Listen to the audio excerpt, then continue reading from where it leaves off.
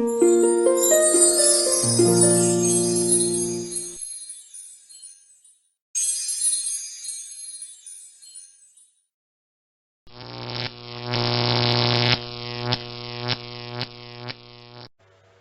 semua, kembali lagi di video pembelajaran Lab Manajemen Keuangan Lanjutan. Pada sesi ini, kita akan membahas mengenai Capital Budgeting Technique. Nah, pertama-tama kita harus tahu apa itu Capital Budgeting Technique. Jadi, Capital Budgeting Technique adalah proses untuk mengevaluasi dan menyeleksi investasi jangka panjang perusahaan dalam bentuk proyek. Jadi, proyek ini dibagi menjadi dua, ada yang independen dan ada yang mutually eksklusif.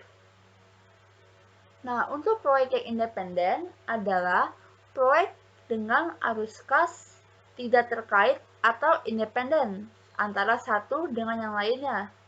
Jadi, penerimaan satu proyek tidak akan menghilangkan proyek yang lain.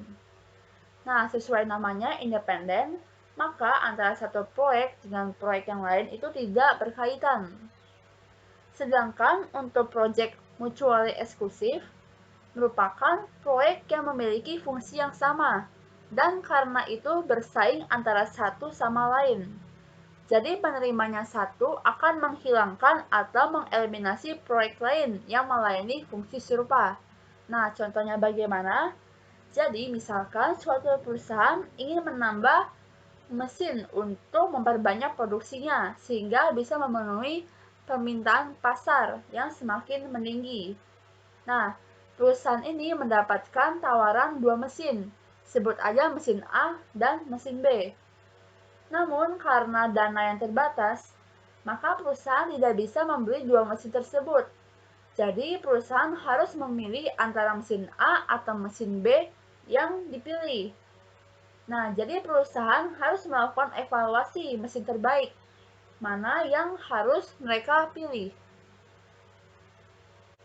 Nah, dari contoh penjelasan tadi, berarti kita bisa memilih mesin mana yang terbaik menggunakan Capital Budgeting Technique.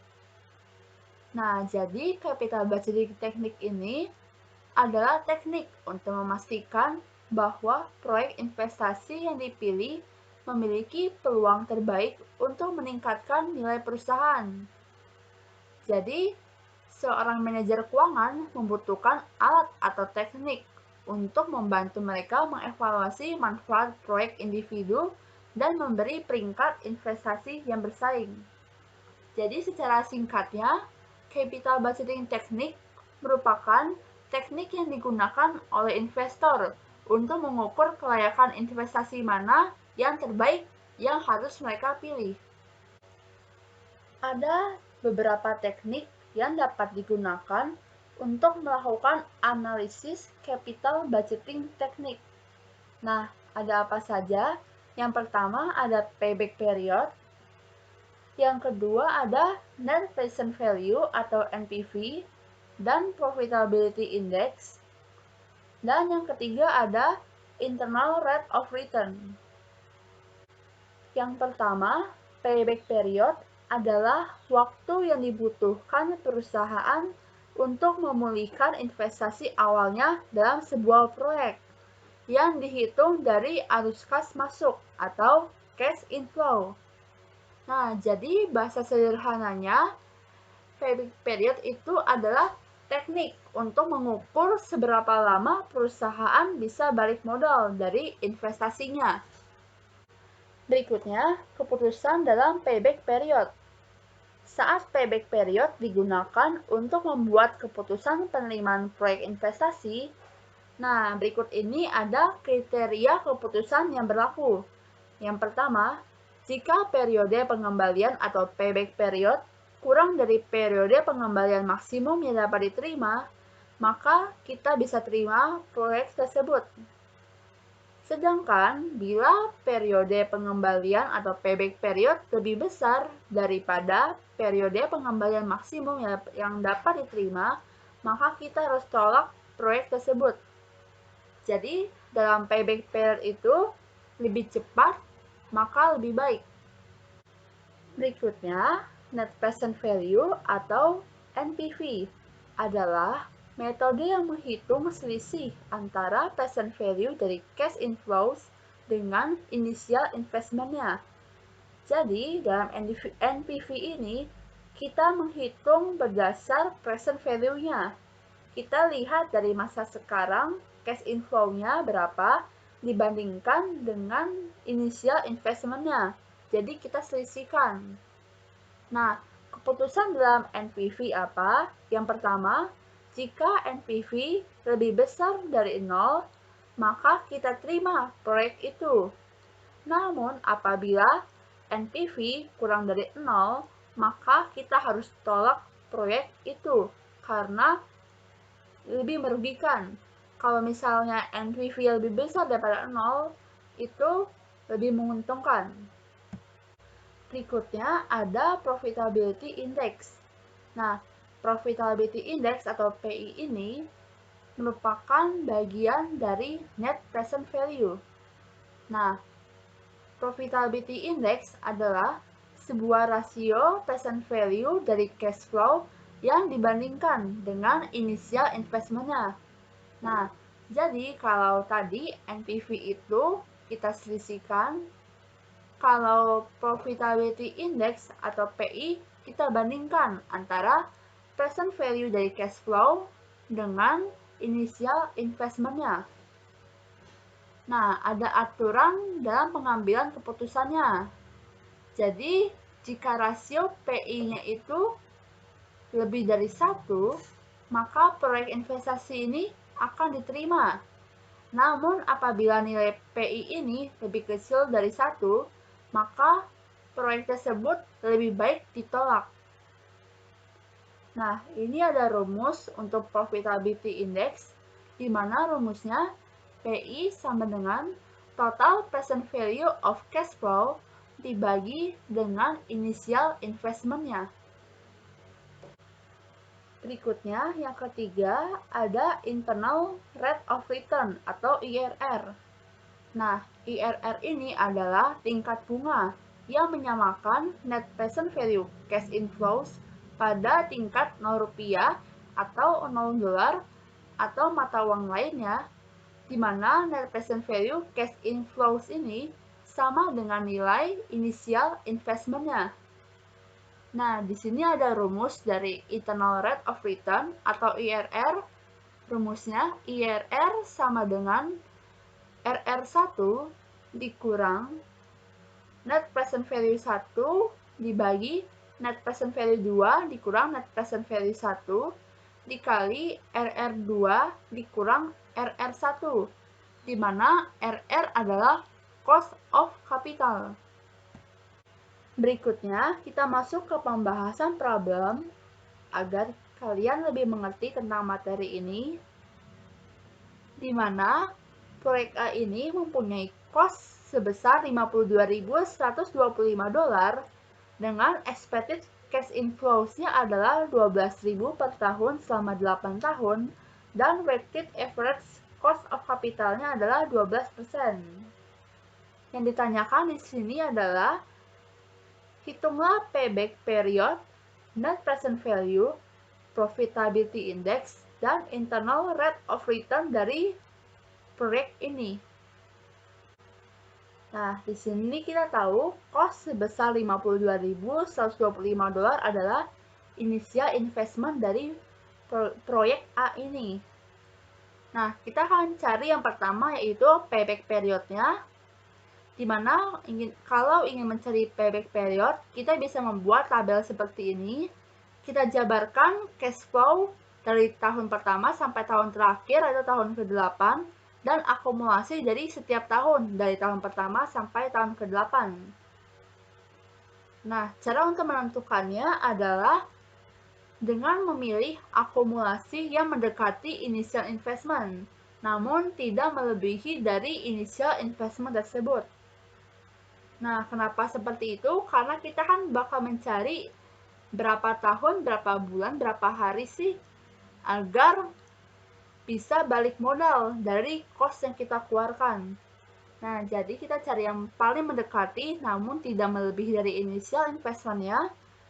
Berarti kita pakai yang 4 tahun, di mana akumulasinya adalah 48.000. Berarti payback periodnya adalah 4 tahun, tapi tidak 4 tahun saja, karena masih ada sisa dari selisih antara initial investment dengan akumulasinya. Nah, sisanya ini akan kita breakdown menjadi bulan dan menjadi hari. Nah, caranya initial investment 52.125 dikurang akumulasinya 48.000 dibagi 12.000, di mana 12.000 ini adalah cash flow tahun berikutnya, yaitu tahun kelima. Baru kita kalikan dengan 12 bulan. Didapat 4,13 bulan. Berarti 4 bulan ditambah 0,13 bulan. Nah, 0,13 bulan ini akan kita breakdown lagi menjadi hari. Caranya tinggal 0,13 dikali 30 hari. Jadi dapat payback periodnya adalah 4 tahun, 4 bulan, dan 4 hari. Berikutnya, untuk yang net present value, kita akan memakai rumus dari present value of cash flow, di mana rumusnya kalau teman-teman ingat, kita memakai rumus time value of money yang present value, ordinary annuity, di mana rumusnya adalah cash flow atau payment dikali 1 dibagi 1 ditambah I atau R pangkat min N dibagi I atau R. Nah, tinggal kita jabarkan cash flow-nya 12.000 dikali 1 dibagi 1 dikurang 1 dibagi 1 tambah 12% dari WACC pangkat 8 lalu dibagi 12%. Dapat present value of cash flow-nya adalah 59.612. Nah, untuk mencari net present value-nya, kita harus selisihkan antara net present value dengan initial investment-nya. Jadi, 59.612 dikurang dengan initial investment-nya 52.125 dolar, dapat hasilnya 7.487 dolar. Berikutnya, kita mencari Profitability Index atau PI, di mana PI rumusnya Net Present Value dibagi Initial Investment.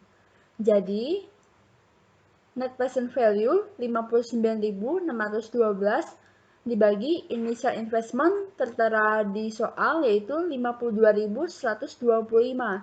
Didapat hasilnya 1,14.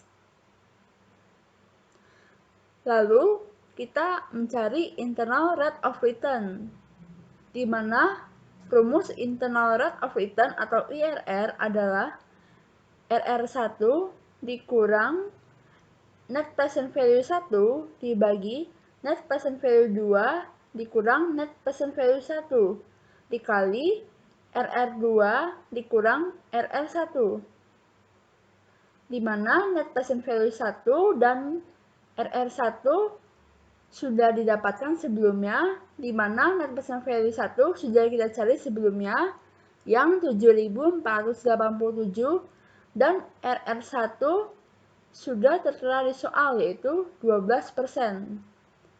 Nah, untuk NPV 2 dan RR2 yang akan kita cari. Caranya bagaimana? Caranya, jika net present value 1 bernilai positif, maka net present value 2 harus bernilai negatif. Caranya bagaimana? Dengan menaikkan atau menurunkan RR-nya. Jadi, dari RR1 yang sudah diketahui, itu harus dinaikkan atau diturunkan agar net present value 2-nya bisa menjadi negatif.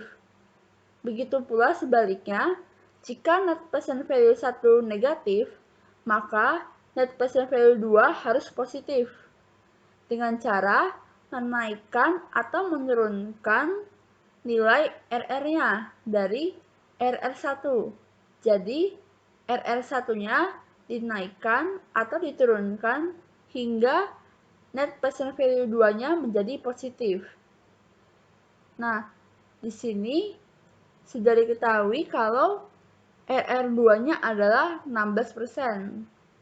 Nah, jadi present value of cash flow sama dengan 12.000 dikali 1 dikurang 1 dibagi 1 tambah 16% pangkat 8 dibagi 16% dapat hasilnya 52.123. Jadi, untuk net present value 2-nya 52.123 dikurang cost-nya atau initial investment-nya yaitu 52.125. Hasilnya menjadi negatif 2. Berarti dengan RR2 yaitu 16% sudah mencapai NPV2-nya sudah mencapai negatif. Berarti untuk internal rate of return-nya yaitu 12% dikurang 7.487 dibagi minus 2 dikurang 7.487 dikali 16% dikurang 12%. Sehingga hasil didapatkan adalah 16%. Sekian untuk video materi pembelajaran Lab Manajemen Keuangan Lanjutan sesi Capital Budgeting Teknik. Mohon maaf apabila ada kesalahan dalam video ini. Semoga teman-teman sekalian bisa memahaminya dengan baik ya. Terima kasih semua.